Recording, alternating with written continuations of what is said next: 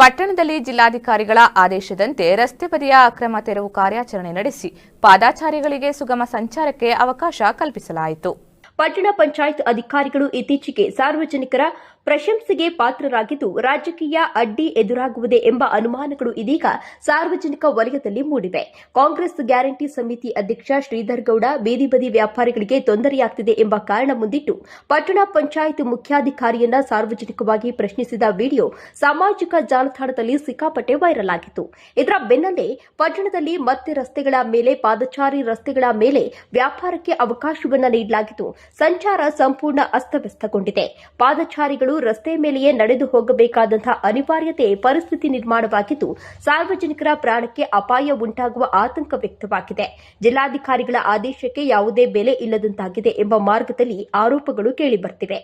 ಮೊಸಳೆ ಹೊಸಳ್ಳಿ ರೀತಿಯ ದುರ್ಘಟನೆಗಳು ಮರುಕಳಿಸಬಾರದು ಎಂಬ ಉದ್ದೇಶದಿಂದ ಜಿಲ್ಲಾಧಿಕಾರಿಗಳು ಸಾರ್ವಜನಿಕ ಹಿತದೃಷ್ಟಿಯಿಂದ ಆದೇಶವನ್ನು ಹೊರಡಿಸಿದ್ರು. ಆದರೆ ಆ ಆದೇಶಕ್ಕೆ ಕೇವಲ 8 ದಿನಗಳ ಆಯುಷ್ಯವೇ ಇದ್ದಂತೆ ಎನ್ನುವ ಮಾತುಗಳು ಸಾರ್ವಜನಿಕ ವಲಯದಲ್ಲಿ ಹರಿದಾಡ್ತಾ ಇದ್ದು, ಕಾಂಗ್ರೆಸ್ ಮುಖಂಡ ಶ್ರೀಧರ್ ಗೌಡ ಅವರ ನಡೆ ತೀವ್ರ ಟೀಕೆಗೆ ಗುರಿಯಾಗಿದೆ. ಎಲ್ಲಾ ಬೆಳವಣಿಗೆಗಳ ನಡುವೆ ಸಾರ್ವಜನಿಕರ ತೊಂದರೆಗಳನ್ನು ಸರಿಪಡಿಸುವವರು ಯಾರು ಎಂಬ ಪ್ರಶ್ನೆ ಅರಕಲಗೂಡಿನ ನಾಗರಿಕರನ್ನ ಕಾಡ್ತಾ ಇದೆ. ನಿಂತ್ಕೊಂಡ್ರಿ ಆಯ್ತು. ಎಲ್ಲೈತ್ರಿ ಎಲ್ಲೈತ್ರಿ ಬರ್ರಿ ಇಲ್ಲಿ. ಯಾಕೆ ಪಬ್ಲಿಕ್ ನಿಂತ್ಕೊಳ್ರಿ, ನಿಂತ್ಕೊಂಡ್ರಿ ಆಯ್ತು. ಯಾಕೆ ಎಲ್ಲೈತ್ರಿ? ಹೆಂಗ್ ಹೋಯ್ತೀರಿ ನೀವು?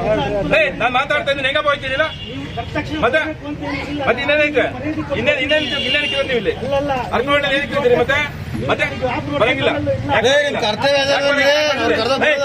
ಸಾಮಾನ್ಯ